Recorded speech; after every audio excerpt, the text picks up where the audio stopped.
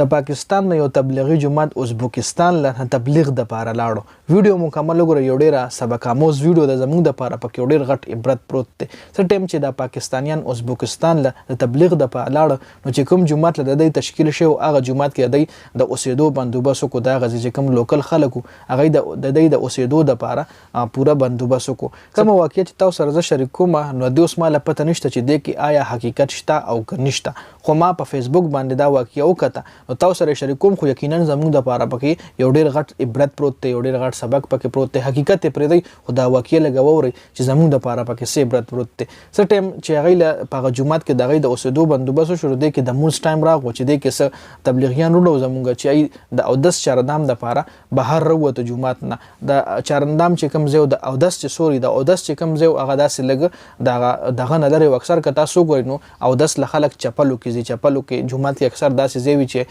واشروم لته زی چپل کې بزي نو دغه تبلیغیان ورونو چپل واچول واشروم ته لاړ او داسې کو چرندام د پاره چې بیا راتل نو خپل چپل ځان سره اوچته کې د جمعات یو ګوټ کې کیخي دغه ازبکستان دغه جمعات یو بابا هم ناس چې دایله تماشا کوله کته چې د چپل ول جمعات له دن راوړي جمعات کې سایډ له یو ګوټ کې کیخي چې کله مونږ او شو مونږ ختم شو نو هغه بابا را پاس ورو تبلیغي جمعات امیر صاحب نه تاسو کو چې راستا د کسان مولوی د چپل دغه تن راوښتو جمعات دی ګوټ کې خدای ول کې نو امیر صاحب ولو یاره بدقسمتي دار چې په پاکستان کې خلک جمعات نه چپلې پټي نو زموږ د چې کم کسانو دی وی کې د دلتم خلک چپلې پټي نو د ذکر چپل خپل راوښته د حفاظت د پر د جمعات دی ګوټ کې کیخ بابا ولوي دا څه چلو کوي مونږ کو خپل ارسم واپس تړای زکه دیږي کې د ستاسو تبلیغ ضرورت نشته ځکه دلته جمعات نه چپل نه پټیږي نه بهر نه دنه او د ستاسو ملک چې جمعات نه هم غلا کیږي جمعات نه هم چپل یا څه شی پټیږي نو دیز نه زیات ضرورت د ستاسو ملک لري تبلیغ دلته ستاسو تبلیغ ضرورت نشته تاسو خپل ملک تبلیغ وکړي نو اوس راشي د خپل ملک حالات له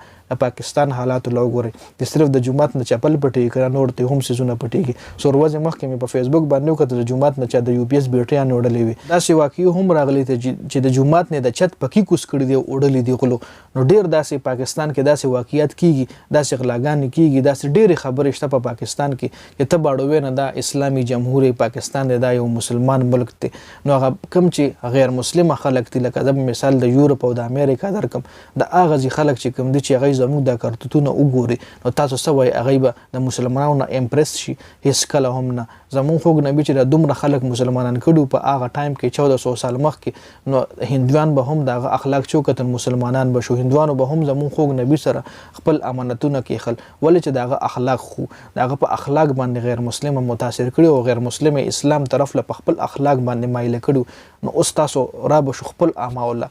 پهله زما داسې امان نه چې زه یو غیر مسلم خپل اسلام نه امپریس کوم او غزه اسلام طرف ته بلم هر یو کس خپل ځان له سوچو کې چې آیا زموږ داسې اعمال شته چې یو مسلم زمانه امپریس یو غیر اسلام قبول کی نو ډیر کم خلک پتا سو دا سو ګوري چې ابو یو د ما عمل ټیک ته د ما نه غیر مسلم امپریس کیږي او هغه مسلمان دوه ته غاړه کیدي د افسوس مقام دی داسې ډېری خبر دي چې پاغه باندې خبرې زه شروع کوم نو دا ویډیو بغنټو لورسي نو دا ویډیو کتر ډیره زیاته مهرباني دا یو وړه غونته واقعیا مې اوس په فیسبوک ته ما تاسو سره هم شریک کوم یقینا دا یو نیمه خبره داسي دا یو وړو کې غونته واقعیا وي خو دې کې ډیر شاله غټ عبرت پروتي دا غرنګ ډیر واقعي تاسو ووري چې کې به ډیر غټ سبق پروت نو دا ویډیو کتر ډیره زیاته مهرباني ویډیو مخکې مرګرو سره شریک کړئ جنید خان افیشل چینل هم سبسکرایب کړئ پیج هم لایک کړئ ډیره زیاته مننه والسلام